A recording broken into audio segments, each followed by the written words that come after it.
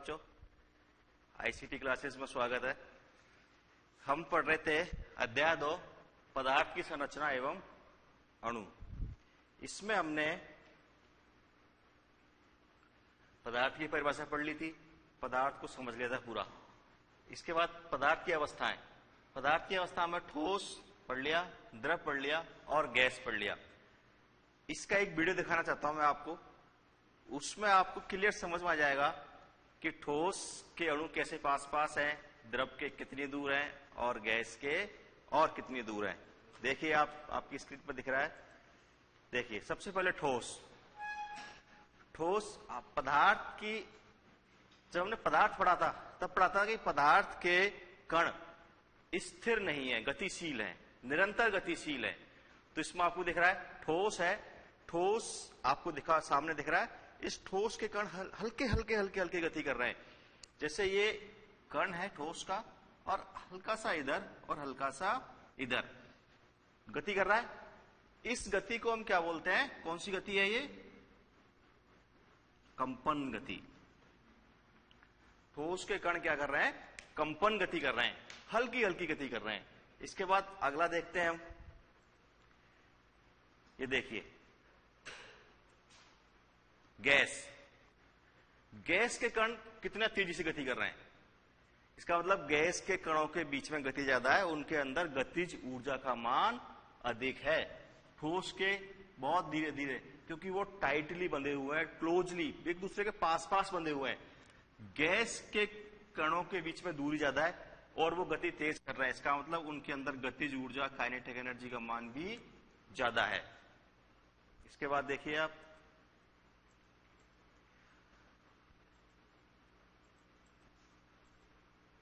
Liquid, बीच में liquid दिख रहा है, लिखा हुआ है उस पर लिक्विड। लिक्विड का मतलब होता है द्रव। लिक्विड के कण ठोस से ज्यादा और गैस से कम गति कर रहे हैं। गैस के कण बहुत ज्यादा, ठोस के लिक्विड से कम, और लिक्विड के दोनों के मध्य में है, दोनों के बीच में है। इसका मतलब इसके कणों के अंतराल भी समझ में आ रहा होगा। गैस के अणुओं के बीच में कितना अंतराल है। देखिए एक तीनों का कंटेनर बराबर है, लेकिन गैस के अणु उस कंटेनर की, उस बर्तन की सभी दीवारों से टक्कर कर रहे हैं। द्रव के नहीं कर रहे, द्रव के उसके नीचे थोड़ा सा है और ठोस के एक जगह है, हल्की हल्की गति कर रहे हैं। तो इस प्रकार से ये ठोस, द्रव, गैस के अणुओं के बीच में गति थी। इसके बाद अपना अगला टॉपिक आता है प्लाज्मा, अगली अवस्था, पदार्थ की चौथी अवस्था प्लाज्मा। देखिए प्लाज्मा होता क्या है। प्लाज्मा को अगर हम देखेंगे, हम देखना चाहें, हम चाहें कि प्लाज्मा क्या है, हम समझना चाहें, तो प्लाज्मा को आपको आयोनाइज्ड गैसों में मिलेगा। ये आयनीकृत गैसों में,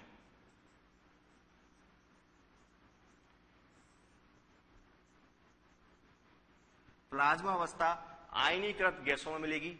प्लाज्मा अवस्था का ना तो आकार निश्चित होता है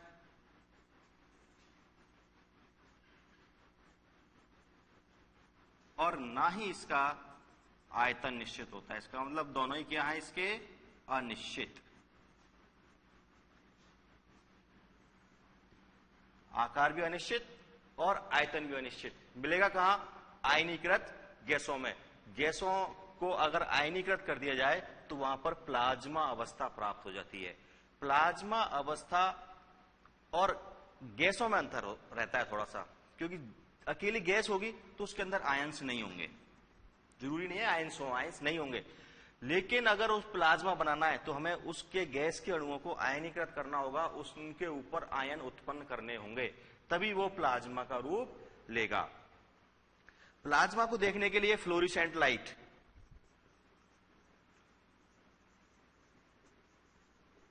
ये जो चमकदार लाइट होती है, देखते हैं आप, जो साइन बोर्ड लगे होते हैं, साइन बोर्ड कोई दुकान के ऊपर लगा होता है, दुकान का नाम चमकता है, उसमें तेजी से चमकता है, उनमें प्लाज्मा अवस्था मिल सकती है। हमें वहां प्लाज्मा अवस्था को देख सकते हैं। या नियोन साइन में, नियोन गैस होती है, क्या होते हैं जो साइन बनाते हैं, चिन्ह जो बनाते हैं, उनमें नियोन गैस भर देते हैं जिससे वो तेजी से चमकते हैं और दूर से ही दिख जाते हैं। तो नियोन साइन में भी हमें प्लाज्मा अवस्था दिख सकती है। प्लाज्मा अवस्था का उदाहरण हम वहां पर देख सकते हैं। ये प्लाज्मा अवस्था। इसके बाद आता है बोस आइंस्टीन कंडेंसेट। पांचवी अवस्था, पदार्थ की पांचवी और अब तक खोजी जा चुकी अंतिम अवस्था है ये। इसका पूरा नाम लिख देता हूं, बोस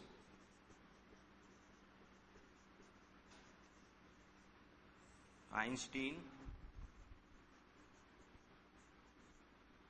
कंडेंसेट। देखिए, इसको प्राप्त कैसे किया जाएगा? इसको प्राप्त करने के लिए हमें बोसोन, एक नए प्रकार के कण है जो साइंटिस्ट बोस द्वारा खोजे गए, इंडियन साइंटिस्ट हैं। अगर बोसोन को हम परम शून्य ताप तक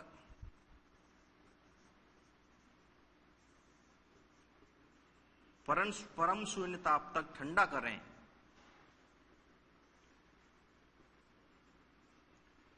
बोसोन कणों को परम शून्य ताप तक ठंडा किया जाए, तो वहां पर हमें बोस आइंस्टीन कंडेंसेट अवस्था प्राप्त होगी।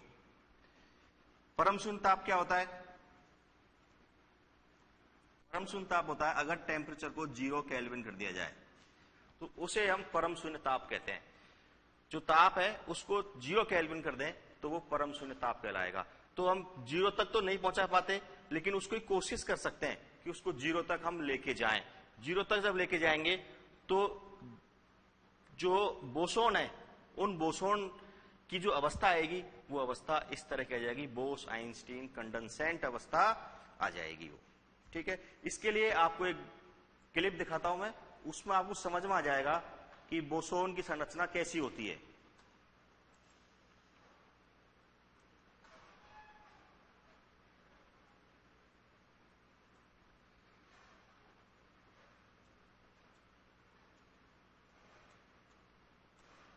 ये देखिए,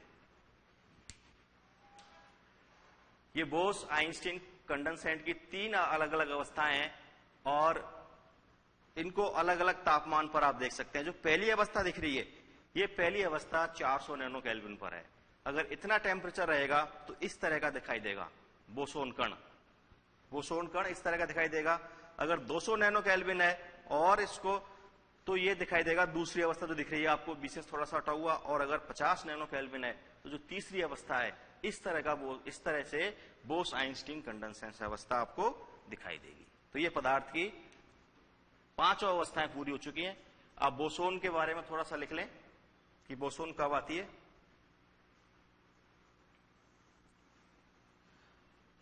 बोसोन को परम शून्य ताप पर ठंडा करें तो BIC, बोस आइंस्टीन कंडेंसेट अवस्था आ जाती है।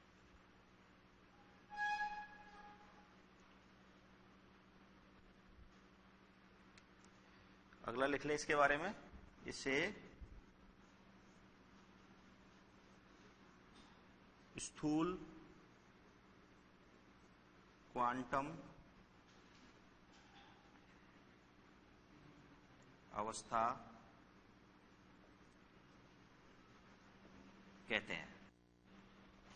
इसे स्थूल क्वांटम अवस्था कहते हैं।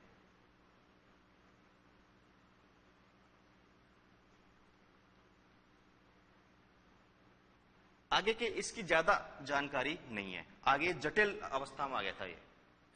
जब इसकी और स्टडी करनी पड़ी तो पता चला कि इसके अंदर जटिल अभिक्रिया होती है, जटिल अंतर क्रियाएं होती हैं। उन जटिल अंतर क्रियाओं को की स्टडी ज्यादा अभी तक नहीं की गई है। ये पदार्थ की 5 अवस्थाएं। अगला अपना इंपॉर्टेंट टॉपिक आता है, समझने के हिसाब से बहुत अच्छा है, आप उसको समझ लें बस। गैसों का द्रवीकरण।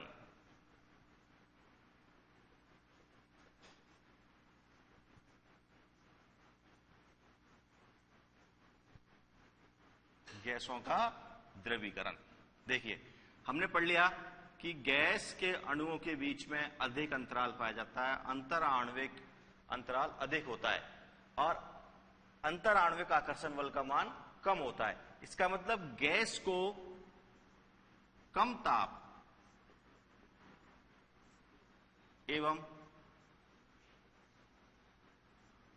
उच्च दाब पर, अगर कोई गैस है उस गैस को कम ताप और उच्च दाब पर रखा जाए, कम ताप और उच्च दाब, ये ध्यान रखने की चीज है। ताप तो कम होना चाहिए और दाब कैसा होना चाहिए, उच्च, पर रखा जाए तो वह द्रव में बदल जाती है।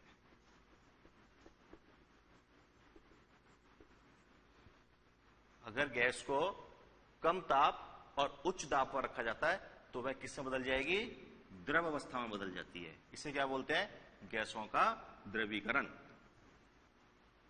उदाहरण देखिए, एलपीजी, पूरा नाम liquid petroleum gas.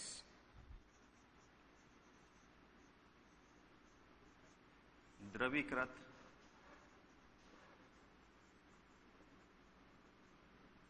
Petroleum gas. देखो नाम में आ रहा है द्रवीकरण, तो द्रवीकृत, लिक्विफाइड, द्रवीकृत petroleum gas, liquefied, liquefied petroleum gas, द्रवीकृत पेट्रोलियम गैस, पूरा नाम। देखो अपने घर में एलपीजी का सिलेंडर आता है, सबने देखा होगा किचन में लगा रहता है सिलेंडर। उस सिलेंडर को कभी हिलते हुए देखा हो, या कभी आप सावधानी से किसी बड़े सदस्य की उपस्थिति में उसको हल्का सा हिला के देखें तो उसमें ऐसा लगता है कि पानी भरा हुआ है क्या, पानी की आवाज आ रही है क्या। लेकिन जब हम उसको नॉब को खोलते हैं जलाने के लिए तो उसमें से गैस निकलती है। इसका मतलब उसके अंदर क्या किया हमने, जो एलपीजी है इस गैस को हमने क्या किया, अधिक दाब और कम ताप पर, उसमें से आपने कई बार निकलती देखी, ठंडी लगती है वो, ठंडी क्यों है कि कम ताप पर थी वो, तो अधिक दाब और कम ताप पर उसको सिलेंडर के अंदर भर दिया गया। जब सिलेंडर के अंदर उच्च दाब पर उसको भरा गया तो वो गैस थी, वो गैस किस में बदल गई, द्रव में बदल गई। और द्रव में बदलने के कारण जब वो अचानक से हिलता है तो ऐसे लगता है कि उसमें पानी भरा है क्या। दूसरा उदाहरण, सीएनजी, कंप्रेस्ड नेचुरल गैस। देखिए हिंदी में संपीड़ित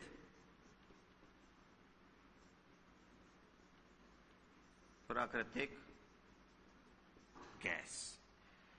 गैसों के द्रवीकरण का दूसरा उदाहरण है सीएनजी, कंप्रेस्ड नेचुरल गैस। इसमें क्या करते हैं, जो नेचुरल गैस होती है, नेचुरल गैस में अधिक मात्रा में मीथेन होती है, उस नेचुरल गैस को भी ईंधन के रूप में काम में लिया जाता है। जो बड़े बड़े शहर है वहां पर वाहनों को चलाने में, जो पब्लिक व्हीकल्स हैं, बस है, ऑटो है, टैक्सी है, उनको चलाने में भी इसको काम में लिया जा रहा है। वहां क्या करते हैं कि मीथेन और उसके कुछ कंपोनेंट्स और होते हैं और कुछ गैसेस होती हैं, उनको उच्च दाब और निम्न दाब पर वो सिलेंडर के अंदर फिल कर दिया जाता है, तो वो बन जाती है सीएनजी, कंप्रेस्ड नेचुरल गैस। इसको क्या करते हैं, वाहनों में ईंधन के रूप में काम में लिया जा रहा है। इससे प्रदूषण कम होता है, जो प्रदूषण हो रहा है वो कम होता है। तो आप इसको लिख लें, द्रवीकरण, एलपीजी, और इन दोनों को याद भी कर लें, ये बहुत काम आएंगे।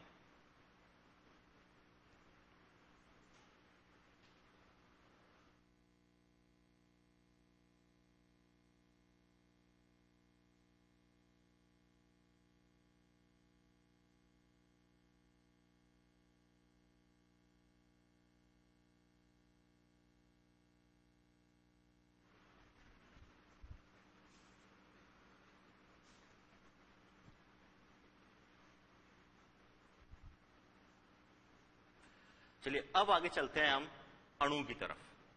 पदार्थ पूरा हो चुका है, अब अणु के बारे में अध्ययन करेंगे। अणु क्या है, परमाणु क्या है, अणु का निर्माण कैसे होता है, अणु से पहले पढ़ ले परमाणु। तो परमाणु की खोज किसने की, भारत में कौन कौन से वैज्ञानिक थे जिन्होंने परमाणु के बारे में हमें बताया। तो उसके लिए सबसे पहले हमारे भारतीय दार्शनिक थे महर्षि कणाद।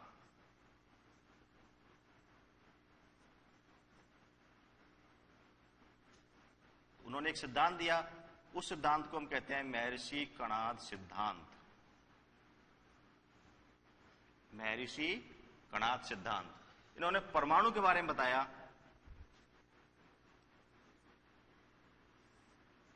इन्होंने बताया कि परमाणु, अगर जो परमाणु है वो परमाणु द्रव्य का अविभाज्य कण है, सूक्ष्मतम अविभाज्य कण। इन्होंने क्या किया कि अगर द्रव्य को विभाजित कर दिया जाए, लगातार उसको विभाजित करते रहे, कोई पदार्थ है उसको लगातार विभाजित करते रहे, तो एक अवस्था ऐसी आएगी कि उसके आगे हम उसको विभाजित नहीं कर पाएंगे। जैसे अपने पास कोई चौक का टुकड़ा, उसको मैं तोड़ता गया और अंत में एक अवस्था ऐसी आएगी कि हम उसको आगे विभाजित नहीं कर पाएंगे। तो वो जो अविभाज्य कण है, पदार्थ का जो अविभाज्य कण, अंतिम कण जो बचा है, उस कण को कहा जाता है परमाणु। तो उन्होंने कहा यदि द्रव्य को विभाजित कर किया जाए,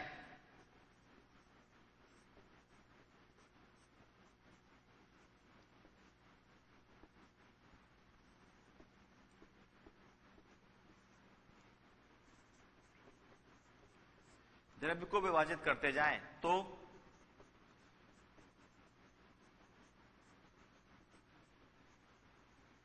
अंत में बचा सूक्ष्मतम कण, सूक्ष्मतम अविभाज्य कण,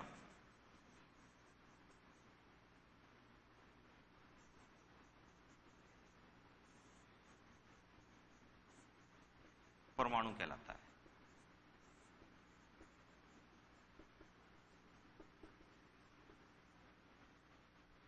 जो अंत में सूक्ष्मतम अविभाज्य कण बच गया उसे हम क्या कहते हैं?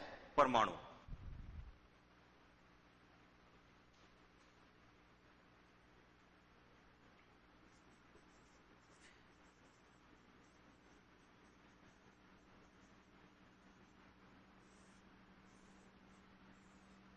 ये तो कहा महर्षि कणाद ने। इसके बाद एक और दार्शनिक थे, फकुदा कात्यायान। इन्होंने बताया कि जो परमाणु हैं, छोटे छोटे परमाणु मिलकर के द्रव्य की विभिन्न अवस्थाओं का निर्माण करते हैं, जैसे तत्व, यौगिक, मिश्रण। इन्होंने इसका उल्टा कहा, तो बात वही थी। इन्होंने कहा, इन्होंने परमाणु को विभाजित किया, इन्होंने क्या किया, परमाणु से द्रव्य को परिभाषित कर दिया कि अगर परमाणु छोटे छोटे कणों से मिलकर बनाए तो ये छोटे छोटे कण, जो छोटे छोटे कण हैं, विभिन्न रूपों में मिलकर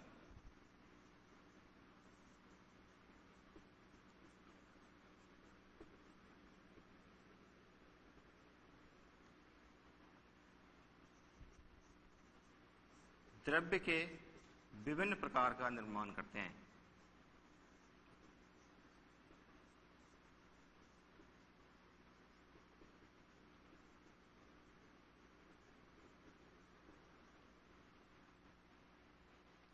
तत्व, यौगिक, मिश्रण, इस प्रकार से ये दो भारतीय दार्शनिक थे जिन्होंने परमाणु के बारे में कुछ बातें बताई। नोट कर लें।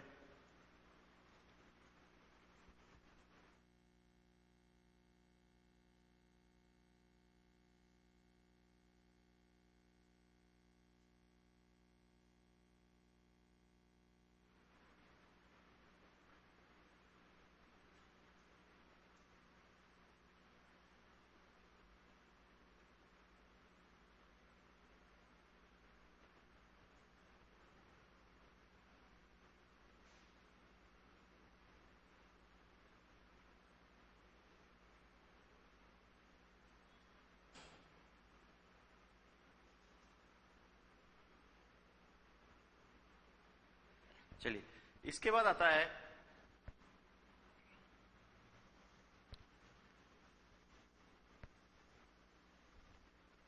डाल्टन का परमाणु सिद्धांत।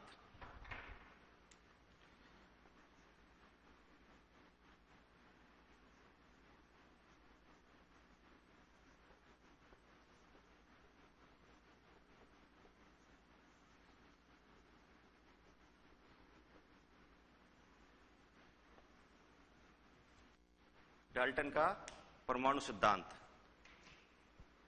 ये आपने लिख लिया होगा। और डाल्टन का परमाणु सिद्धांत छोटे से ब्रेक के बाद।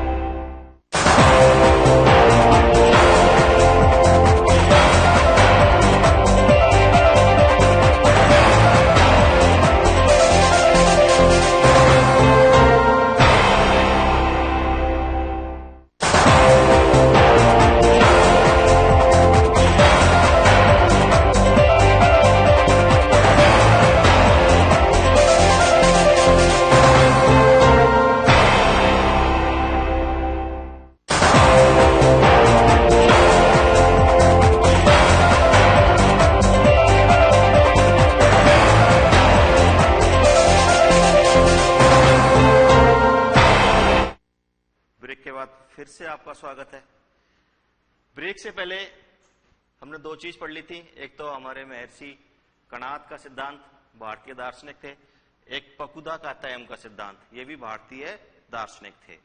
अब आता है डाल्टन का परमाणु सिद्धांत, जो परमाणु की खोज का श्रेय भी इन डाल्टन महोदय को जाता है। इन्होंने परमाणु सिद्धांत दिया था एक, इन्होंने कुछ बातें बताई जो किसी परमाणु के बारे में फिट बैठती थी। कोई परमाणु की अगर हम डीपली स्टडी करें तो वो डाल्टन के सिद्धांत के आधार पर आराम से किया जा सकता है। इन्होंने देखो क्या किया, इन्होंने एक जो शब्द था एटम, वो डाल्टन ने दिया था। एटम शब्द की उत्पत्ति एक लैटिन भाषा का शब्द था एटोमॉस, इससे हुई। एटोमॉस का मतलब होता है नॉट डिवाइडेड। देखिए ए मीन्स नॉट और टम मीन्स होता है डिवाइडेड। नॉट का मतलब नहीं, सभी जानते हैं, और डिवाइडेड का मतलब होता है विभाजित, मतलब जिसको विभाजित नहीं कर सकते। एक इसको मिला के लिखा जाए तो क्या लिखा जाएगा, अविभाज्य, जिसको आगे विभाजित नहीं कर सकते। तो एटम शब्द डाल्टन के द्वारा दिया गया, और परमाणु की खोज का श्रेय भी इन्हीं को जाता है। परमाणु की खोज का श्रेय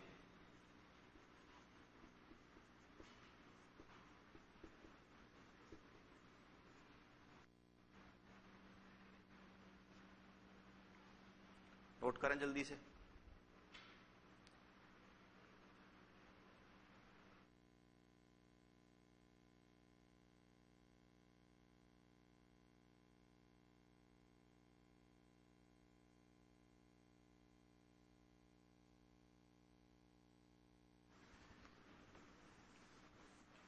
सिद्धांत का पहला बिंदु था कि कोई भी द्रव्य अविभाज्य सूक्ष्म कणों से मिलकर बना है।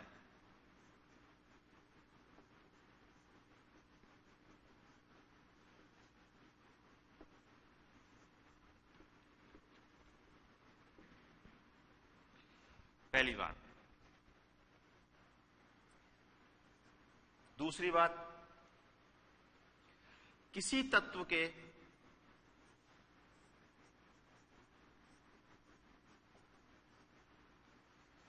सभी परमाणु समान होते हैं।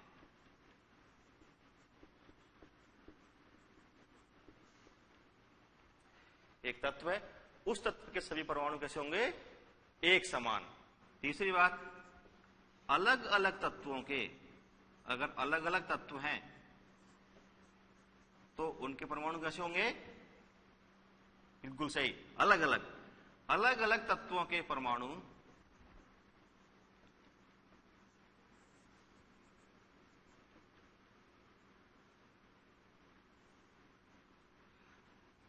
अलग अलग तत्वों के परमाणु अलग अलग प्रकार के अलग अलग होते हैं, उनका आकार अलग होगा, उनके गुण अलग होंगे।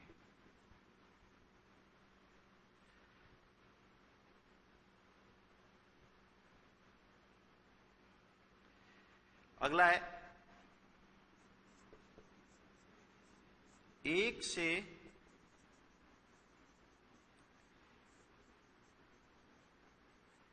अधिक प्रकार के परमाणु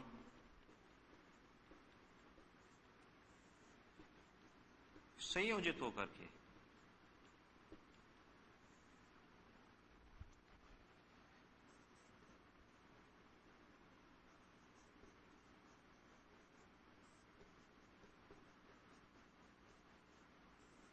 यौगिक का निर्माण करते हैं।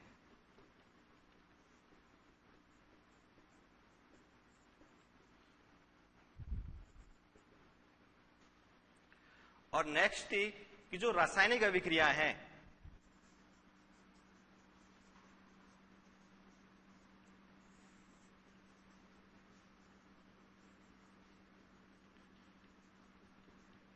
रासायनिक अभिक्रियाओं में परमाणु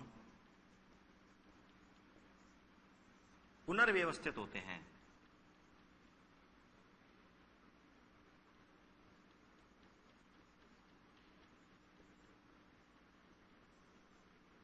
पुनर्व्यवस्थित होते हैं। अर्थात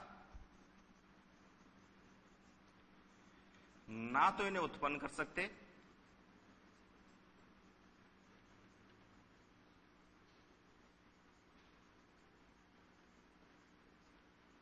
और ना ही नष्ट कर सकते।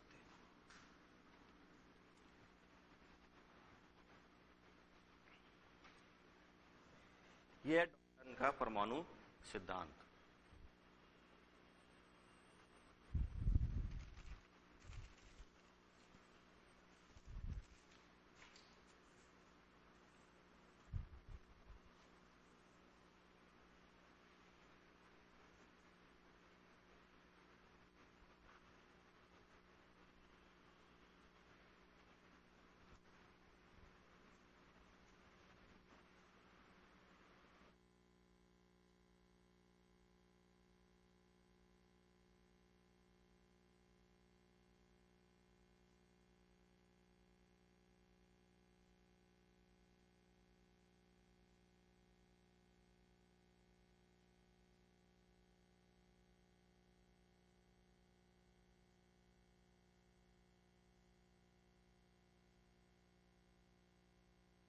चलिए अब आगे देखते हैं।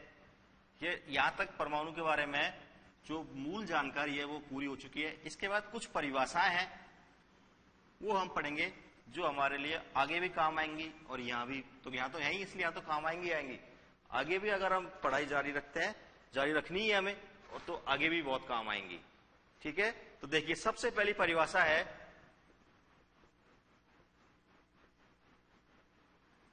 जिसको हम बहुत देर से पढ़ रहे हैं, परमाणु।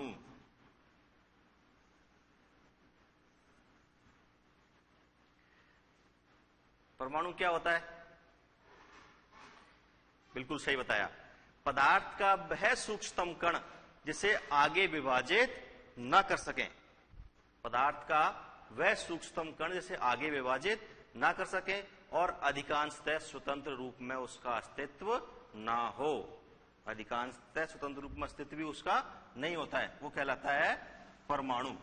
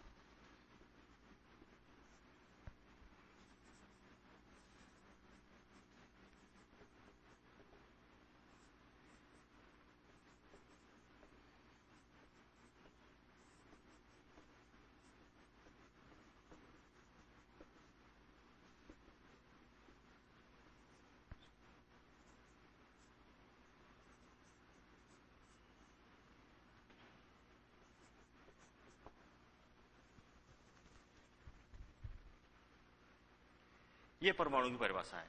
पदार्थ का वह सूक्ष्म कण जिसे आगे विभाजित ना कर सके एवं अधिकांशतः स्वतंत्र रूप से अस्तित्व में ना हो।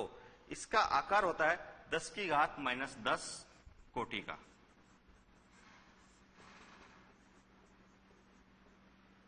दस मीटर की कोटि, यह परमाणु का आकार होता है।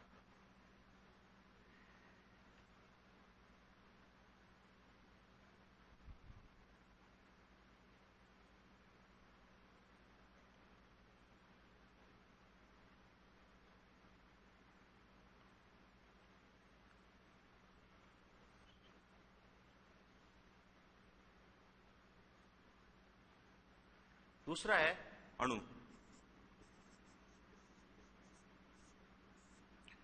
देखिए अणु की परिभाषा क्या होगी?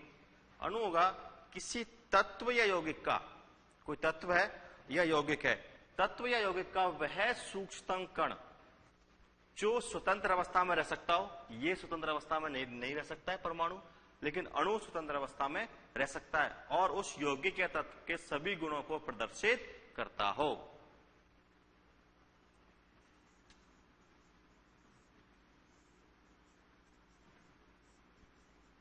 ये बहुत इंपॉर्टेंट परिभाषा है। किसी तत्व या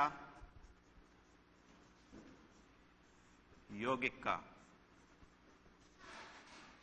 वह सूक्ष्मतम रूप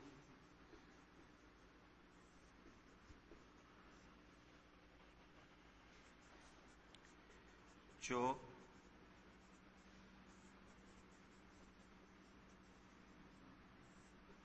स्वतंत्र अवस्था में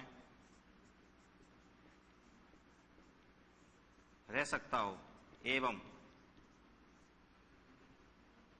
तत्व या यौगिक के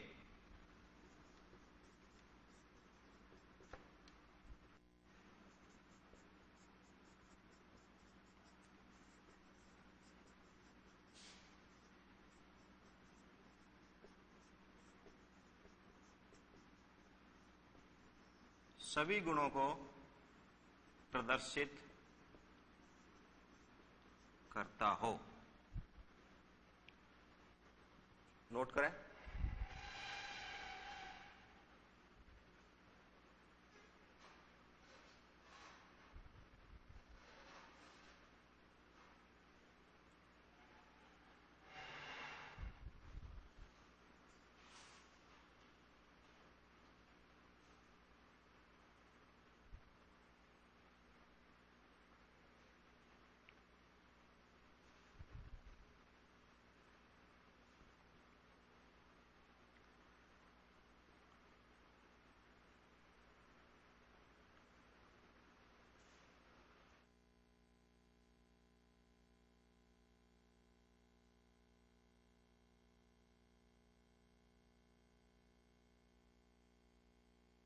फास्फोरस का अणु,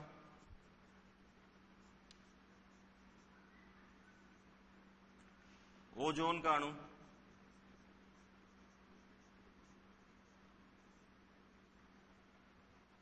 फास्फोरस का अणु, ओजोन का अणु। अणु के बारे में आगे और देखिए।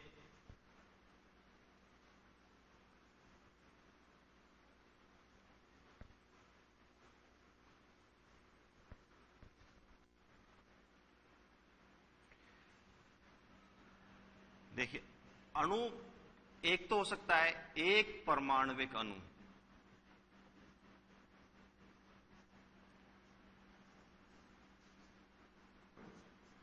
एक हो सकता है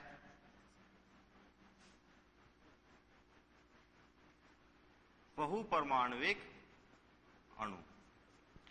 नाम से पता लग रहा है एक परमाणविक अणु, इसमें परमाणु कितने होंगे? एक। जैसे हीलियम अणु,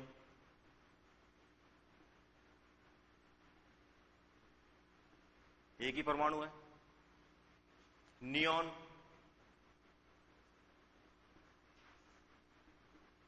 इसमें भी एक ही परमाणु है दोनों के अंदर। अगला होता है बहुपरमाणविक अणु। देखिए, बहुपरमाणविक अणु में एक से अधिक परमाणु होंगे। और उदाहरण ऑक्सीजन, कितने अणु है इसमें? देख रहे हैं आपको, दो लिखा हुआ है। O2, दो अणु है, तो कौन सा होगा ये? द्विपरमाणविक अणु।